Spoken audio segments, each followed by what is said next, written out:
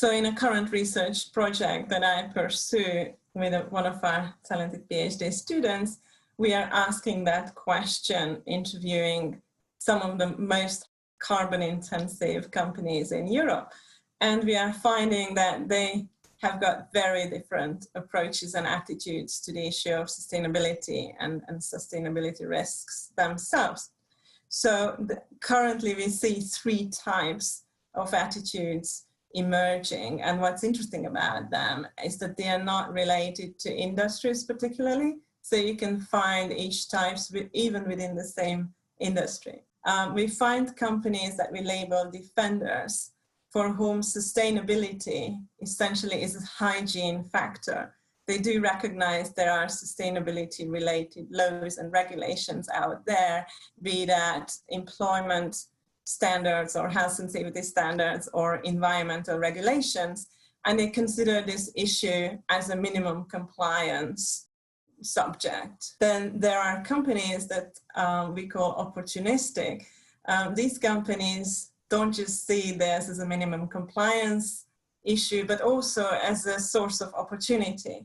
They do recognize that they could be developing products and services that could be less carbon intensive, for example, more sustainable in some other sense, and that there would be customers and markets that would be able to pay for these products.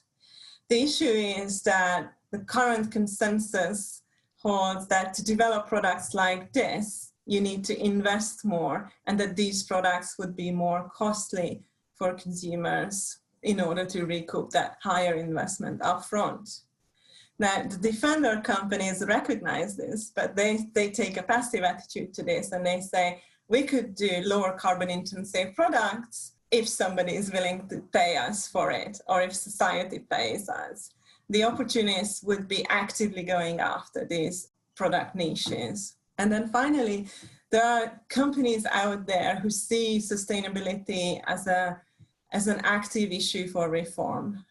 And they realize that they can't do this just by tinkering on the edges, because there are some technologies that you cannot cost efficiently retool to be really sustainable. So these companies realize that what is required in the sustainability space is some form of institutional entrepreneurship, trying to change the rules of the game.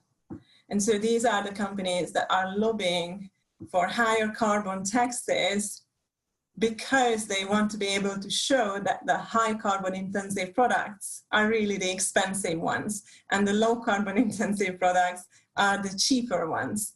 So if you manage to change the measurement framework, then the performance will look completely different. And if you change the performance factor, then they will feel much more empowered and able to go after the currently more expensive, but in a sustainability sense, more sustainable profitable products and services. So ultimately, these variations come down to differences in how companies see their own corporate purpose, and to some extent a variation across companies and top managers in their theory of value creation. So you've got some companies who are run by defenders of the shareholder value imperative in the current sense, in the sense that short-term value creation and short-term profitability is the aim of the game. So these are the companies that tend to come up with this defensive attitudes towards sustainability, seeing sustainability as a hygiene factor. And then you've got companies that are going along more with a stakeholder vision, and particularly the companies that are engaging in institutional entrepreneurship. They do talk about stakeholder capitalism and including communities and the environment among our stakeholders, but knowing that this would create a potentially negative financial picture for them, they are trying to change some of the rules of the game, particularly to do with the company's mandate to serve which stakeholder and the accounting measurement framework. If you would like to review any of the sections covered in this video, click on the menu below.